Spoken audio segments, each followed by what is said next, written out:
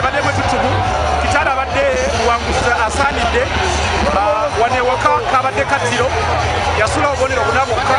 era tusuubira nti Kitala tumwaniriza mu Premier League era tusuubira nti ebbugumu lino lyaleese agenda direeta mu liigi yonna ate liigi yeyongeremu amaanyi.